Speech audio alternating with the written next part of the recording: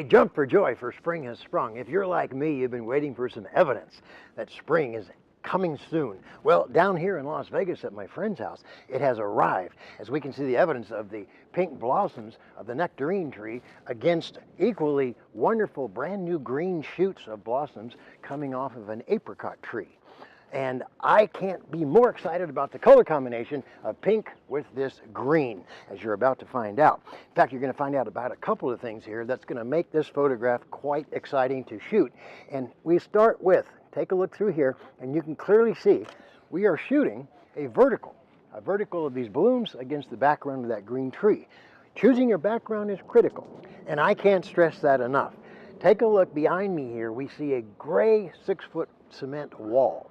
If I chose a blossom and shooting that direction, I'd have a very stale gray background. But again, I'm using this direction here specifically to get a color complement of the pink with the green. Now, as far as the actual photograph itself, I'm using a 100mm macro and subsequently getting a wonderful background of out-of-focus tones by utilizing an aperture of 7.1. Take a look at that image up on the screen. Now, if you know me as well, you've also are very familiar with my book, Understanding Exposure, and how I stress in that book that every single exposure situation you have, in terms of every subject you shoot, you have no less than 6 possible correct exposures of the combinations of apertures and speeds with a particular and given ISO every single time, no less than 6. So my point being, at 7.1, you saw that picture on the screen. Compare that now to one taken at f/22.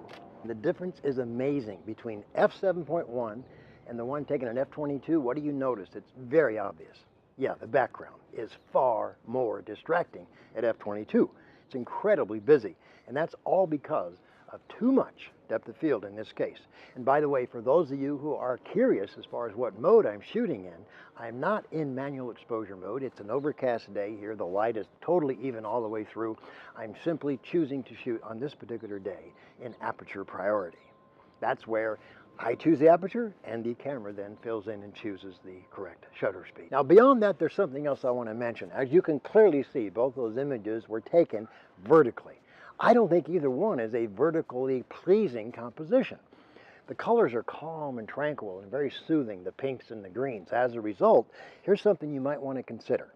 Just because it's a vertical, don't think visually you have to present it as such. Look what happened when I rotate these images in Photoshop by simply doing a 90-degree turn to the right.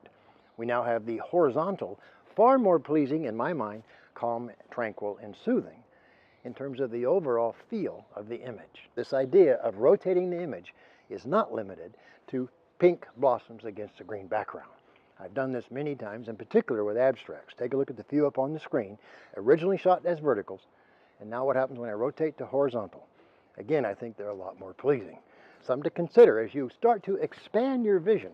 Don't limit your thinking to this being a vertical. There's no reason it has to be. You can certainly rotate it after the fact. Something to keep in mind the next time you're out shooting, perhaps. Hey, until next time, this is Bryan Peterson saying, you keep shooting.